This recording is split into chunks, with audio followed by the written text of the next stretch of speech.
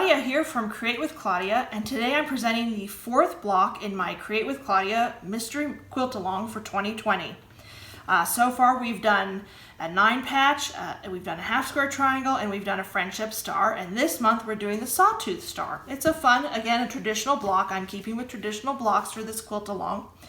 And it's a lot of fun to make. It incorporates the squares that we've done before. There's a larger square and a smaller square, but we're doing something new this month, and that is we're making these units here, and these are called flying geese units. Full disclosure here, they are not my favorite unit to make. They're just my nemesis. I don't know why. I've always had an issue with making them, although this method makes them a lot easier than the way I used to do it. So let me give you a couple specs before we get started. I use the 1/4 inch seam allowance, and that's standard through all of them. Also, and you'll find this in all of the videos and on my blog post. Now this, I should clarify, this is the block that I do the pictures for on my blog post, and for the tutorial here on the video, I'm using more Christmassy fabrics. For every month you'll see I use this white with the green polka dots as my background fabric, or my fabric A. I like to keep that same fabric for fabric A throughout every month. I think it adds continuity. I think it looks really nice with the finished quilt. But it's a quilt along, and you can use whatever fabrics you want.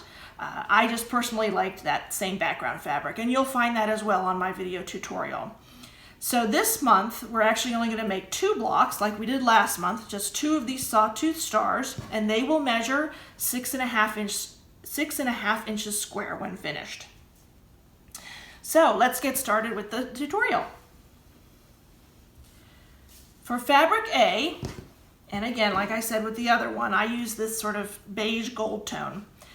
So for the 2 blocks, I'm going to give you cutting instructions for both blocks, but I'm only going to show you how to make just one of them, and then you can repeat it on your own. So for fabric A, you need 2 squares. These are cut 4 1/4 inches. So 2 squares cut 4 1/4 inches. Staying with fabric A, you're going to need 8 squares cut 2 inches. So these are 2 inches, and I have 8 of them. For fabric B, you need 8 squares cut 2.5 inches. So for fabric B, which is this green, you're going to need 8 squares cut 2.5 inches. And just for reference, that fabric B is going to be those star points, so that navy with the flower on this one. So that's your fabric B. And lastly, for fabric C, which is going to be the center, and I will show you that, that's going to be that pink square. That's the center. For fabric C, you need 2 squares cut 3.5 inches.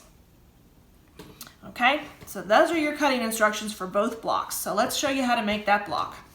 So the first thing we're going to start with is to make those flying geese units, to make the stars. And for that, you're going to need one of your squares of the 4 1/4 inch squares. And then you're going to need 4 of these green squares, or the fabric B squares. You're going to need 4 of those and 1 of those, and that's going to make all 4 of those flying geese units, which I think is pretty cool. So just this one piece of fabric and these 4 squares makes all 4 of those units. So to do that, the first thing you're going to do is you're going to draw a diagonal line on all 4 of these pieces of fabric. And just use a marking tool. I'm using a pencil. And this fabric's a little dark, so I'm hoping you'll be able to see it. I'm going to make the lines pretty dark. I normally wouldn't make them quite that dark.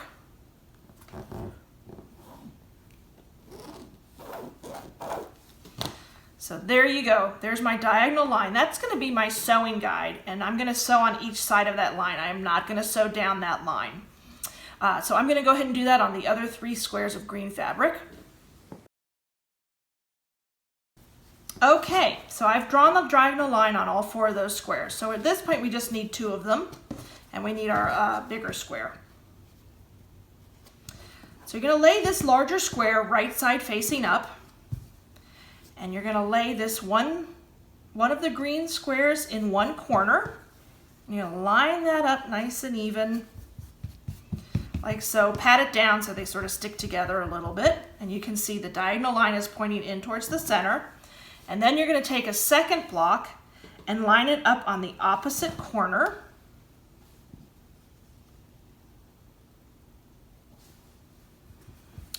right, and you can sort of see, hopefully you can see, how that line continues on both of those squares, and that's your long sewing line, and that's the line you're going to sew, you're going to use as your sewing guide, not sewing line, excuse me, I should correct that. That's your long sewing guide, and you're going to sew 1/4 inch on each side of that line down the entire thing.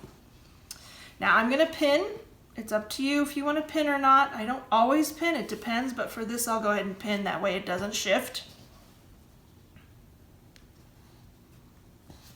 And I will be right back. I'm going to sew down both sides of that guideline.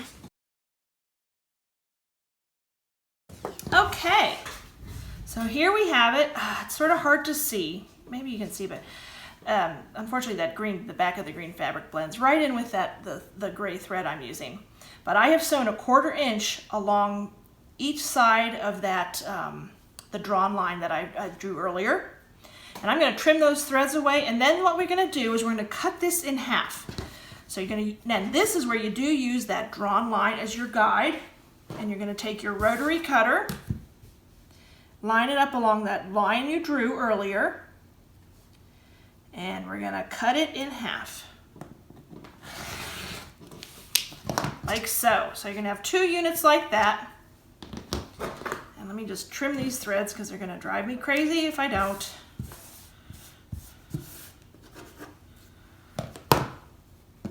All right, so you have your 2 units like that, and then we're going to take it over the pressing table and press these like so. So I will be right back and I'll show you what that looks like. Okay, so I am back from the pressing table. So you have 2 units that now look like this, and they sort of remind me of like a rocket ship or a spaceship or something.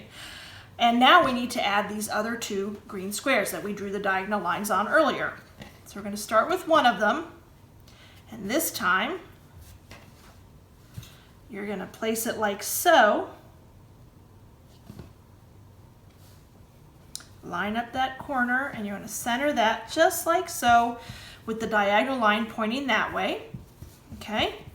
And again, you're going to sew using that drawn line that we drew earlier as your guideline. You're going to sew 1/4 inch down each side of that. Okay? So I'm going to do that. I'm going to repeat it with the next one, and I'll show you the results.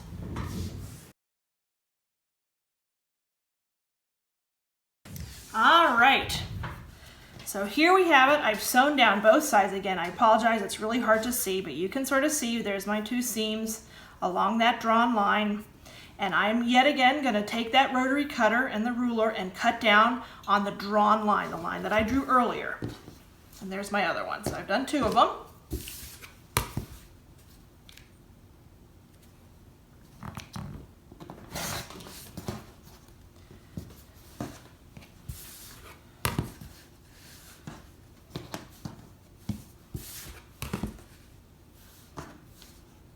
I should have closed that. That was not smart. Always close it when you're not using it. All right, and here's the magic, because now, fold that over, we're going to press that. You can see it's not quite even yet. We are going to trim them down. But there are my 4 flying geese units. So let me go press those really quickly. Okay, here we are. I tell you, it's almost like magic. You get that 1 piece of fabric and the 4 little squares, and you get 4 of these nice units. They look good. I doubt they measure perfectly, so we're going to have to trim them down. We want to trim these all down to 2 inches by 3.5 inches. So I'm going to show you how to do one. They are a little tricky to trim down. I will be honest about that. And you're just going to take, first off, you want to do the height, the 2 inches. And I try to line it up. And you definitely want to make sure you always have that 1/4 inch here. That's because that's your little seam allowance. So from that point there, 1/4 inch out is usually how I measure this side. There are flying geese or flying goose rulers that work really nicely. I do not have one, so I am not using one. In this case, I just lined it up with the bottom here and sort of even it out. You're going to have to trim off all 4 sides. Just making sure I have that 1/4 inch right there.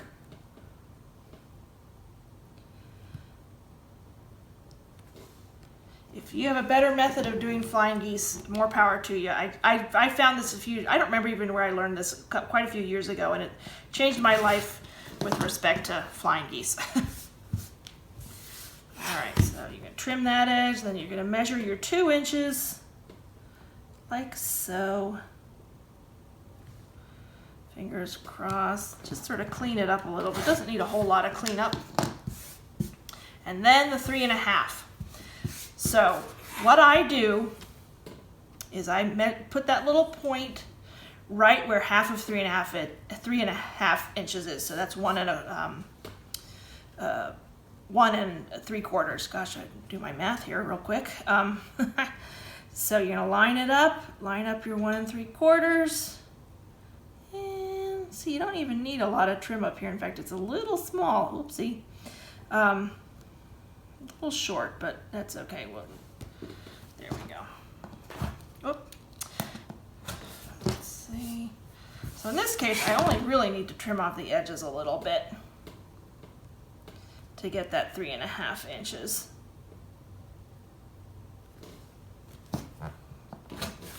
So it was pretty much 3.5 inches across, which is nice, so I don't have to worry about that.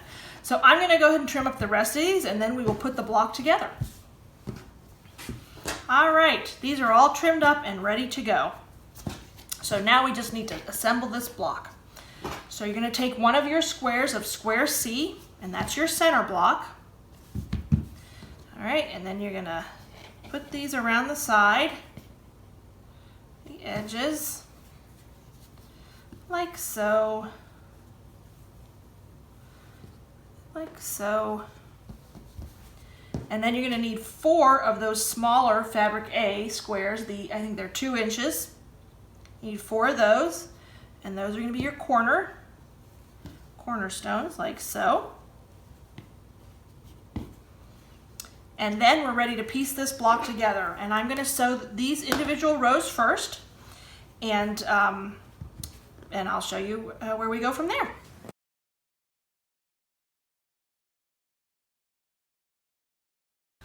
All right, so I've sewn those together,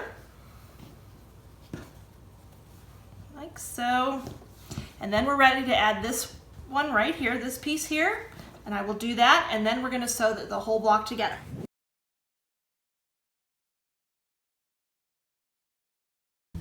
All right, the rows are sewn together. The individual rows are sewn together, I should say. And now we're going to piece the whole block. So we'll sew this to this and this to this, and then I will show you the finished product.